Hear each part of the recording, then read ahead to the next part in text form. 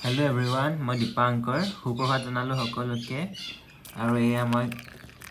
coffee বনালো পুৱাই coffee কাৰ প্ৰিয় কফি মোৰ যে খুবেই প্ৰিয় দেই এয়া কফি বনাই লৈছো মানে যোৱাকালি আমাৰ নখোৱা আছিলে আৰু নখোৱাতে মানে প্ৰায় টোপনি ক্ষতি কৰাৰ নিচিনা হৈ গ'ল আৰু ওপৰতে আকৌ অকণমান দি দিম কফি এই সৰু কফি পেকেট আনি থৈছিলোঁ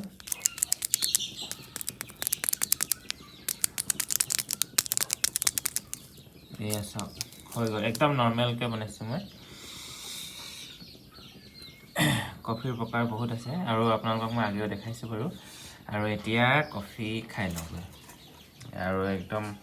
পাকঘৰ লেতেৰা হৈ আছে সেইটো কাৰণে দেখুওৱা নাই আপোনালোকক দেই এতিয়া খাই লওঁগৈ আৰু নখোৱা আছিলে নখোৱা ভিডিঅ' আহি আছে